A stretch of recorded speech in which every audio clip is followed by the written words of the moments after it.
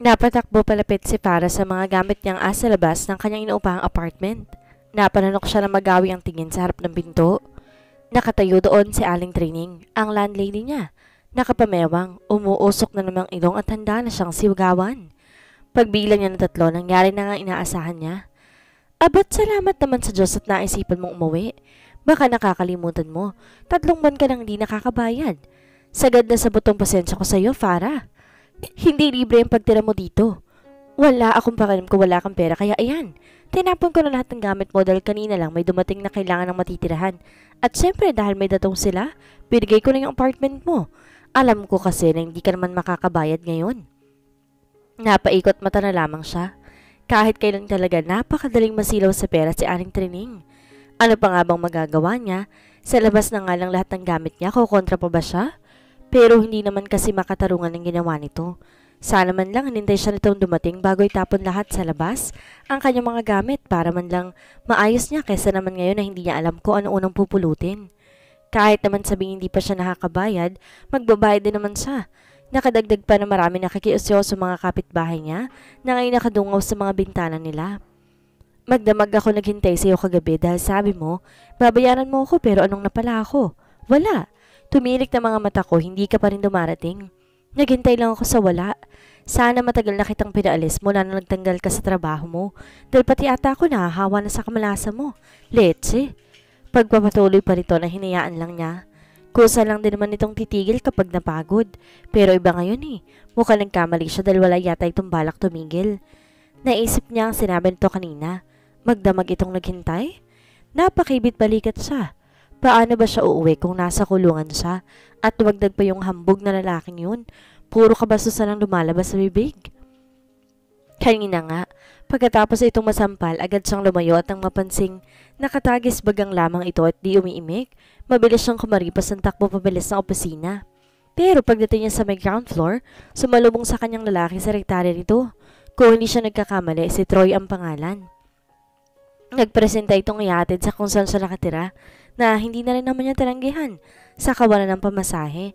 Kung sa bagay, ito rin naman nagdala dito sa kanya. Ang problema nga lang, umalis siya sa lugar na yon na hindi niya nagsasabi kung tinanggap niya ang offer nito o hindi dahil ang mahalaga sa kanya ay makaalis na. Napabuntong hininga siya, tsaka hinarap ang matandang para lang makita ang unat na unat itong buhok na nagpangawi sa kanya. Siguro nauto na naman to ni Grace. Isa sa mga kapitbahay niya na nagtatrabaho sa isang parlor shop na rumarakit at tumatanggap ng home service. Mukhang may naisip siyang paraan para mapatigil ito. Hay nako, umuusok na naman ang ilong ninyo, Aling Trining. Huwag kayo masyado magalit, sige lang kayo, lalo yung kukunat yan. Pamimiloso po niya rito. Napatigil ang matanda at pinandilatan siya ng mata. Halatang hindi nagustuhan ng sinabi niya. Anong sabi mong babae ka? Makunat ako? Tatadyakan talaga kita dyan. Ay, hindi po. Wala po ako sinasabing gano'n. Ang ibig ko pong sabihin, ang ganda po ng ilong ninyo. Ang tangos. Tsaka parang bumata kayo ah. Bagay sa inyo yung bagong unat, yung buhok. Lakas makabagets po. Agarang sabi niya na umaasang mabobola niya ito at ang matanda. Agad namang napahawak sa ilong at mukha. Mula sa galit na mukha biglang lumambot at halatang naniwala nga sa sinabi niya. Ay, napansin mo, iha? Pinaunat ko yung buhok ko. Ganda pala sa feeling nito, ano? Pakaramdam ko bumata ako ng 10 taon. Ang galing talaga ni Grace. Napangawi siya. Sa isip niya, kinokontra niya ang sinasabi nito. Paano ito magmumukhang bata ng 10 taon?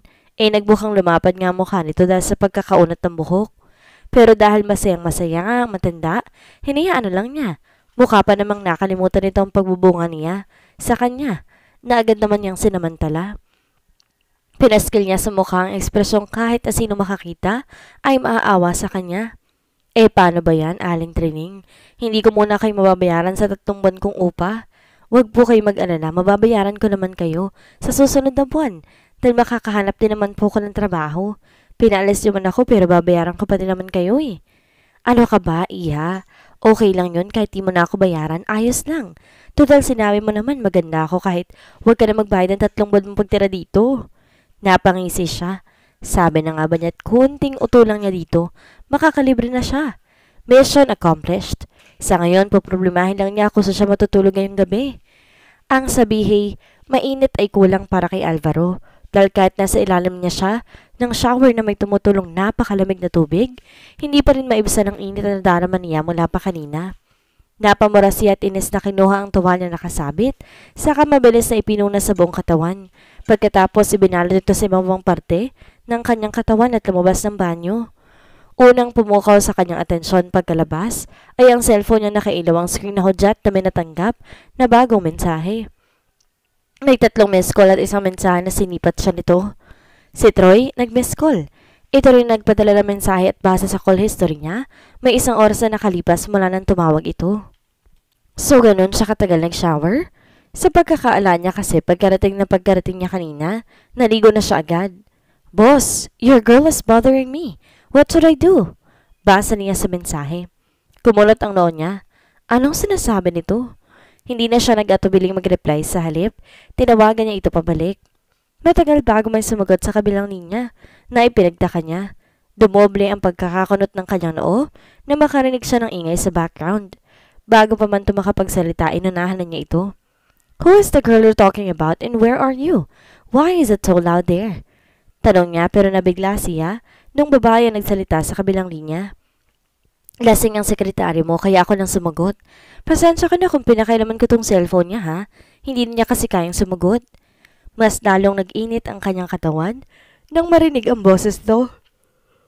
Hindi na niya kailangan tanungin kung sino ang babaeng tinutukoy ng kanyang sekretarya dahil alam na niya kung sino. Nanatili siyang tahimik hindi dahil sa pagkagulat kundi dahil sa pakiramdam na unti-unting nabubuhay ang kanyang pagkalalaki.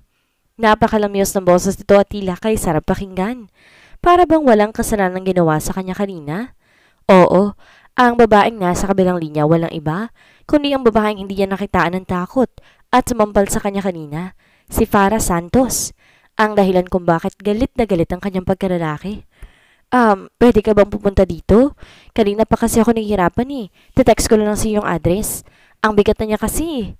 Ang init na nararamdaman niya, kanina ay biglang nawala nang marinig ang sinabi nito. Ang bigat na niya kasi? Wait, what exactly did you two doing right now? Galit na niyang tanong dahil sa iritasyon sa kanyang sekretarya. Ang pagkakaalala niya kasi inutusan niya itong bantayan ito. Pero mukha yatang iba ang ginawa ng kanyang sekretarya. Pag napatunayan niya talagang iba ang ginawa nito, baka katikim talaga ito sa kanya. Wala naman. Nakasana lang siya sa akin. Nawalan kasi ng malay sa sobrang kalasingan. Ewan ko ba? 3 basa lang naman pinainom ko sa kanya, bagsak agad. Sa narinig, bigla siya na alarma. I will fetch you up. Message me the address. Pagkasabi, pinatay na niya ang tawag at mabilis na nagbihis. Ilang minuto lang nakalipas, natanggap na niya ang mensahe nito.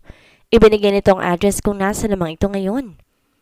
Agad siyang lumabas habang nagtatagis bagang. Damn it! That scumbag! Talagang pipilipitin ko ang leeg niya pag nakita ko siya. How dare him to touch what was mine? Saray si Alvaro na nakukuha lahat ng gusto. Isang pitik kamay lang niya napapasunod ng lahat ng tao sa paligid niya. Bata pa lang siya, likas na ang pagiging superior. Hindi pwedeng may sumuway sa kanya kung ayaw nilang mawala ng trabaho. It all started when he was 7 years old. He never felt to be loved because his parents are too busy to reach their own dreams without thinking about him. His father is a competent businessman. He is strict and very careful when it comes to their company. That is the reason why their company became successful and well known. He is the one who taught him to be what he is right now. He said a power comes from money. If you have a lot of it, you can be powerful and no one dare to do against you. While his mother served as a devoted mayor on her constituent that time but not as his mother. Nawalan sila ng oras sa kanya. The only thing that his parent did is to give everything he asked. Akala niya nung una, normal lang yun, na nagtatrabaho sila for him. But it seems like they just did it because he is their responsibility. Mula noon, mas naging masama ang ugali niya. Hindi siya nakikinig sa iba. Gagawin niya kung ano maisip niyang gawin na hindi naman tinutulan ng kanyang mga magulang. That's why he grew up arrogant and conceited. Some people address him as a ruthless billionaire who has no care in other people but as if he cares. Sa mundong puno ng mga taong panghusga, ang kung anong nakikita lamang ng kanilang mga mata ay ang nais silang makita. They never tried to look more deeper in order to find the truth behind this. Kaya't nasanay siya sa kalakaran ng mundo. He studied hard. At first, his reason is to gain his parents' attention but eventually, he realized na wala na siya magagawa to gain their attention. Kaya tulad ng ama, nagpayaman siya sa paniniwalang money can manipulate everything. If you have money, no one can dictate you because you are powerful. Pero ano ang ginagawa niya ngayon? Bakit niya hinahayang diktahan siya ng isang babae? Is it because his body react on her? Or maybe there are other reasons. Pero kahit anong reason pa ito, he will make sure na hindi siyang mahuhulog at hinahayaang diktahan siya nito. Because he will be the one who make that woman follow his order and of course fall for him. Bibigat ang mga paang binaybay niyang address na binigay ng babaeng iyon sa kanya. He felt disgust of what he is seeing right now. Sa talang buhay niya ngayon lang siya nakapunta sa lugar na ito na kinakailangan pa niyang iwan ang sasakyan na sa may highway dahil sa sikip ng daanan pa loob. Nagkalat ang mga batang kalye kahit 10 oras na ng gabi. May mga nagiinuman sa tabi na panay sulyap sa kanya, halatang hindi mapagkakatiwalaan. Saan kaya nakatira ang babaeng yun? Sa isip niya, ang isiping dito ito nakatira ay naghatid ng pangamba sa kanya. Paano kaya kung habang naglalakad ito pa uwi, may nangyaring masama dito? Agad niyang winaglit ang isipan. Kailan pa ba siya nagkaroon ng paki dito? Naalarma siya sa may 2 payat na lalaking humarang sa kanyang daraanan at may isang humawak sa kanyang tagiliran. Pasuray-suray ang mga ito habang matalim na nakatitig sa kanya. Mas nanlalamig ang inis na nadarama kaysa takot dahil kanina pa niyang gustong makarating. Sino ka? Mukhang naliligaw tayo, pre. Sa itsura mong yan, mukhang ngayon ka lang nakapunta dito ah. Tanong ng may hawak sa kanya. Mukhang ito lang atang hindi lasing. Let off your dirty hands off me. Mahinahon ngunit may diin niyang sabi. Tumawa mga ito. Nainsulto dahil hindi niya sinagot ang tanong nila. Ano daw pare? Anong sabi niya? Tanong ng isang medyo lasing na kasamahan nito. Pero mga hudyo tumawa na naman. Ewan ko pre, English eh. Pero mukha yatang minura tayo. Kumunot ang noon niya sa mga oras na yon. Doble-doble ang pagkadisgustong nadarama. Inihanda niya ang sarili na mapansing susugod ang isa. Kumuyom ang kanyang kamao at bago pa siya nasugod ng 3 naunahan niya ang mga ito. Nakipag-unahan siya ng suntok sa mga ito. Buti na lang at dasi ang 2 rito. Yung isa lang talagang medyo nahirapan siya at makalipas naman ng ilang minuto, sabay-sabay bumagsak ang 3. Next time, don't you dare to block my way. Saad niya habang pinapagpagan ang nadumihang suot. Such a waste of time. Naalimpungatan si Farah na makaramdam siya na parang may nakatitig sa kanya. Dahan-dahan niyang ibinuka ang mga mata. Bahagya pa siyang nasilaw sa liwanag na nanggagaling sa ilo ng bahay na kung hindi siya nagkakamali, bahay ng kanyang kapitbahay na si Grace. Mabilis siyang bumangon at napalinga sa paligid. At ganoon na lamang ang kanyang pagkagulat nang makita niyang nakaupo sa kanyang tapat si Alvaro. Seryoso ito nakatitig sa kanya habang madilim ang mga mata. Teka lang, ano ba nangyayari? Kinarap-kurap niya ang kanyang mga mata. Sinubukang alalahanin ang nangyari sa nakalipas na oras. Mabilis na naiproseso ng kanyang utak. Saka naalalang pinapunta niya pala ito kanina gamit ang cellphone ng sekretarya nito. Nakatulog pala siya kahihintay dito. Sa naalalay muling lumibot ang kanyang paningin sa paligid at hinanap ang presensya ng sekretarya. Are you looking for him? Napalingon siya na magsalita ito. Malamig ang boses ito na naghatid kilabot sa kanya. Oo, asan siya? I called his brother right after I arrived here and fetched him up, maybe around 30 minutes ago. Probably they were on the way on their home at this moment. Tumaas ang kanyang kilay. Kung kalahating oras na nakalipas, ibig sabihin, kanina pa ito nandito. Kanina ka pa bang nandito? Maybe an hour ago? Parang wala lang nitong sagot. Teka, kung kanina ka pa dito, bakit di mo ko ginising? Do I need to? Oo naman. Well, I want to be honest with you. I like what I'm seeing a while ago. It's kind of fascinating. I like the view, that's why I did not wake you up. Hindi niya alam pero bigla siyang kanilabutan sa mga pinagsasabi nito. Lahat yata ng balahibo niya sa katawan tumayo. At ano naman ang sinasabi nito? Parang hindi na nakakatuwa. Anong pinagsasabi mo? Pagkasabi agad siyang tumayo at hinanap si Grace. Pero agad siyang napatigil na magsalita ulit ito. Why my secretary end you up drunk when I clearly told him not to drink if he has work on the next day? Napangisi siya at nangaasar na humarap siya rito. It means he is not loyal to you. Patuloy na nga ang nangyari, hindi ba? Or maybe you force him to drink. May pag-aakusa nito sa kanya. Agad siyang sumeryoso. Naalala nangyari sa nakalipas sa 3 oras. Earlier, naglalakad sa kanina habang nag-iisip ko saan siya pwede matulog ngayong gabi. Bitbit niya ang ilang gamit na nakaya lang niyang dalhin, habang ang iba inaayos niya sa isang tabi at babalikan na lang kinaumagahan. Napatigil siya sa paglalakad na makaramdam siya na parang may sumusunod sa kanya. Pero ganoon pa may tinuloy pa rin ang paglalakad. Baka kasi nagkakamali lang siya. Pero makalipas lamang ilang minuto, patuloy pa rin na may sumusunod sa kanya. Sinadya niyang lumiko sa isang eskinita para kumpirmahin. At hindi nga siya nagkakamali. May sumusunod nga sa kanya. Bahagya siyang tumigil sa paglalakad. Pinakiramdaman ang nasa likod. Dahanda niyang nilabas ang pepper spray na lagi niyang daladala pang proteksyon. Nang maramdaman niyang lumalapit dito sa kanya, bigla siyang humarap at inisprayhan ito. Namilipit sa sakit ang sumusunod sa kanyang lalaki pala, sabay hawak ng mga matang na puruhan. Manyakis! Manyakis! Manyakis! Nagsusumigaw siya pero agad ding tumigil ng makinalang lalaki. Aray ko! Aray kong mata ko, baka mabulag ako! Mr. Troy! Ito pa lang sumusunod sa kanya. Patay! Paano yan? Ilang minuto rin na epekto ng pepper spray bago matanggal ang hapdi. Agad niya itong nalapitan. Sandali. Hindi ko sinasadya. Mawawala din po ang sakit yan maya-maya. Ano ba kasing ginagawa mo dito at sinusundan mo ko? Hindi ito sumagot, siguro dahil sa hapdi. Sa mga oras na yon, hindi niya alam ang gagawin. Paano kung mabulag nga ito? Naku, talagang magbibigtila lang siya sa kamalasan niya. Pero joke lang. Sayang naman kung ang mga bulate lang kakain sa beauty niya, no? Nagbalingaling nga siya sa paligid.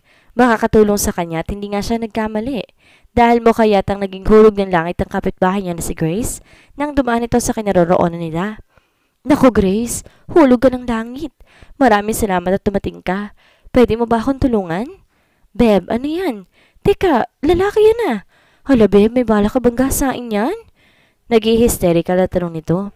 Di niya maiwasang mapaikot mata. Sapakin kita dyan, gusto mo? Siyempre hindi no. Napagkamalang kumanyakis kaya na-sprayan ko nito. Paliwanag niya sabay pakita na dalang pepper spray. Hay nako, ang gaga mo talaga. Tara doon sa bahay, gamutin natin yan. Magkatulong nilang inalalayan si Choi, papunta sa bahay nito. Pagdating nila doon, unti-unti na rin nawala ang hapdi kaya medyo nakahinga na rin siya ng maayos. Pasensya ka na ha, hindi ko rin kasi alam na ikaw pala yun. Agad niyang hingi ng depensa. Okay lang, pasensya ka na rin kung natakot kita. Medyo nangihinang boss sa sagot ito. Siguro dahil medyo mahapdi pa rin ang mata. Wala yun, pero Mr. Troy, bakit mo ako sinusundan? Napansin niyang napatahimik ito at pinagpawisan sa naging tanong niya.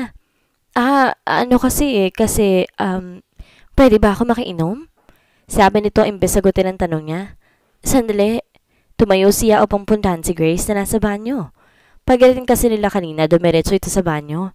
Tatawagin na sana ito ng mamataan niya ang maliit itong refrigerator sa isang tabi.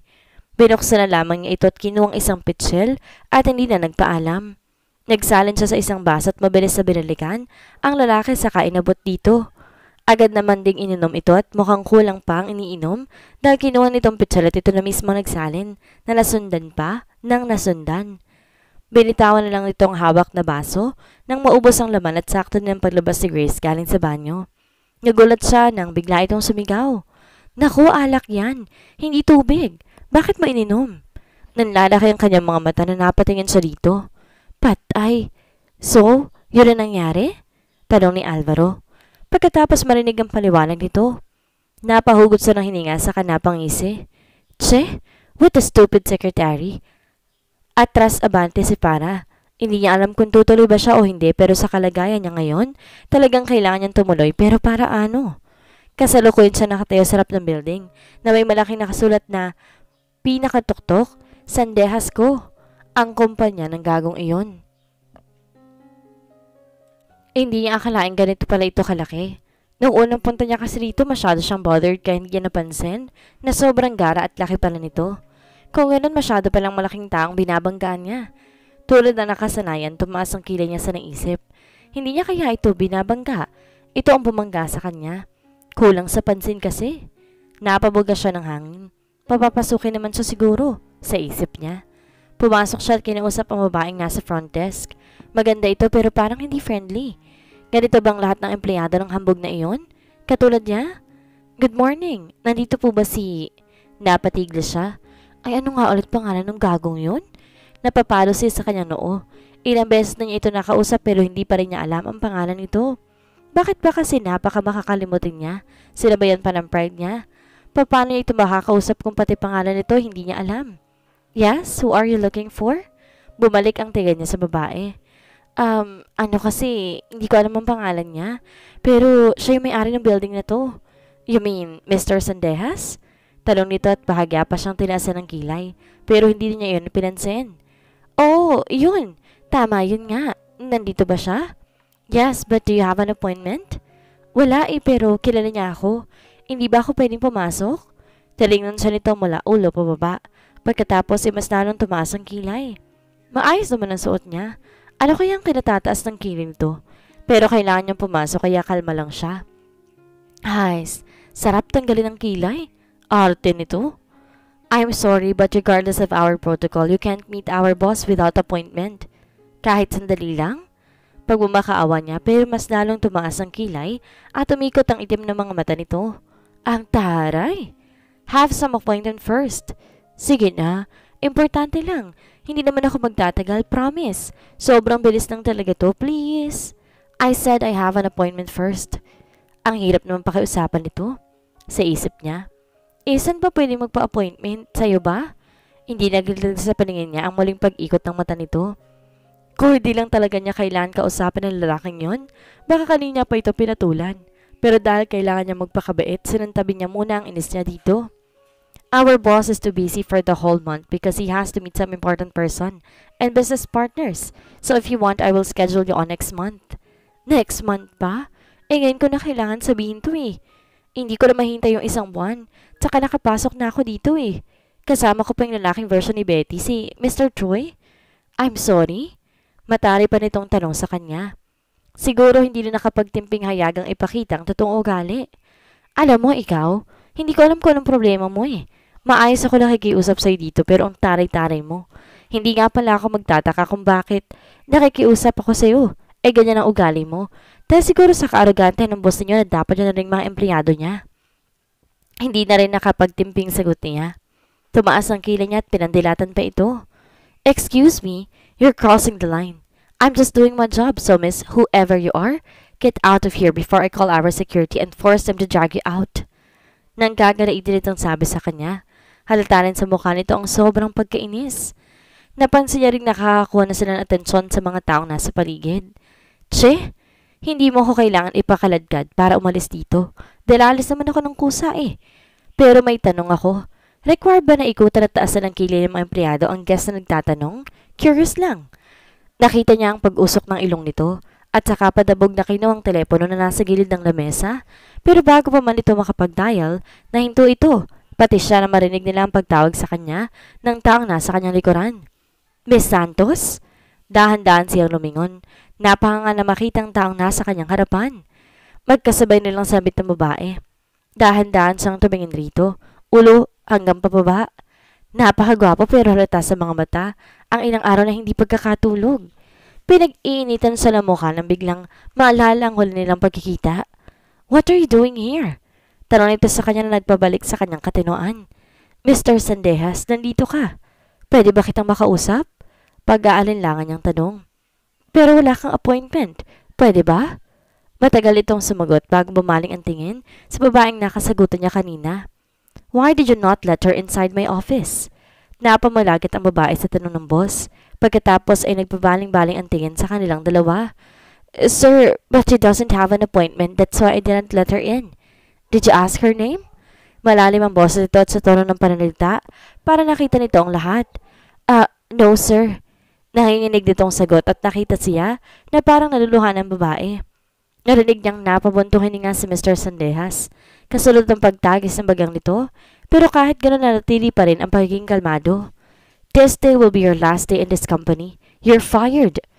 Napamalagat siya sa sinabi nito, pati ang babae at ang mga taong nasa paligid kasabay ng pagsinghap. But I just did my job, sir. You just did your job? I saw how you treat her a while ago. You're not doing your job well. You're just ruining the image of my company because of your attitude, and I don't want to tolerate it. So pack all your things and don't ever come here again. Napanunok ang babae sa sinabi nito. Napayuko. Halatang napahiya sa ginawa niya. Kahit papaano, napatingin siya sa lalaki. Dahil hindi naman ito kailangan na gawin pa iyon. Magsasalita sana siya nang bigla itong naglakad palapit sa kanya at bigla siyang hinila papasok. Let's talk in my office. Wala siyang ginawa nang tinangay siya nito papasok. Nagbukas sa bibig niya.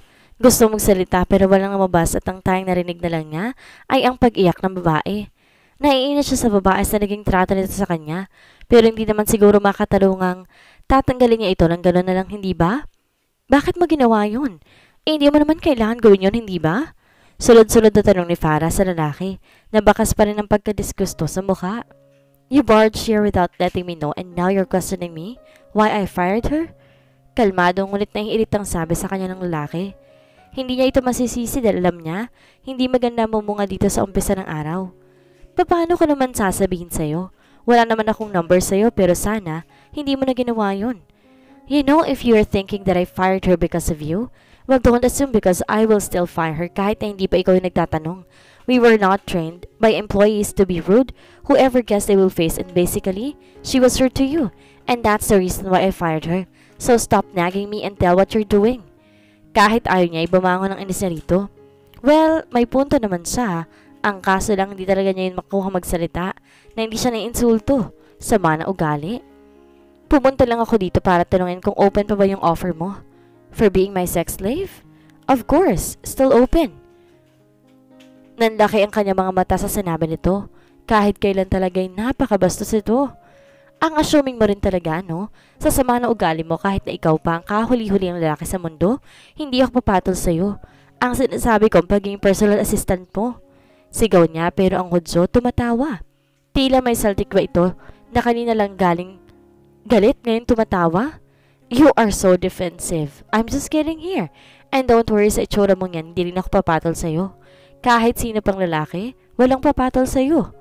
Kapal na mukha. Ang dami kayo nakaparada sa akin. Ikaw nga dyan dahil sa sobrang haba ng sungay mo, baka walang babaeng gustong lumapit sa'yo. Sa sobrang inis na sabi niya yon, kahit alam niyang hindi totoo dahil sa itsura nito, kahit na sinong babae magkakandara pa rito kahit masama ang ugali. Mula sa pagtawa napansin niyang muling sumeryoso ito sa kainayang necktie. I clearly remember that you told me you don't want to be my PA. Why the sudden change of mind? Napanunok siya ng bigla ang pagsiroso nito. Kailangan ko kasi ng trabaho. Dumaan ng katahimikan. Matagal ito nagsalita bago siya tinignan sa mukha.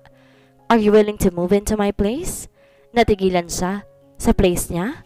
Agad nagdalong kanyang utak pero ang iisipin niyang pabor yun sa kanya. Lalo pat wala siyang matutuluyan ngayon. Kinagat niya ang kanyang labi, tinignan din to. Oo. Alinlangan niyang sagot. Okay, you are hired. Tayong tugon ng lalaki saka ito nagtungo sa may comfort room. Yun lang yun? Tanong na isip niya. Tanggap na ba siya? Patuloy na talo ng kanyang isipan pero agad ding tumigil na mapansing huminto ito sa tapat ng may pinto at muling lumingon sa kanya. Oh wait, I forgot to tell you. I just had a best fuck last night and there are many women who are willing to throw themselves to me just to have sex with me. So be ready. Mula sa pagkakaseryoso, bigla itong umisi. Kasabay ng pagkita nito na naghatid kilabot sa kanya. Anong sinasabi nito? Ano naman pakialam niya sa sex life nito? Yan na lamang naiisip niya bago kinikilamutang lumabas ng opisina nito. Hays, kahit kailan talaga? Pervert? At dito na po nagtatapos ang ikatlong kabanata ng kwentong The Cold Ruthless Husband Fall in Love. Sana'y patuloy niyo subaybayan ang susunod pang uploads. Maraming salamat!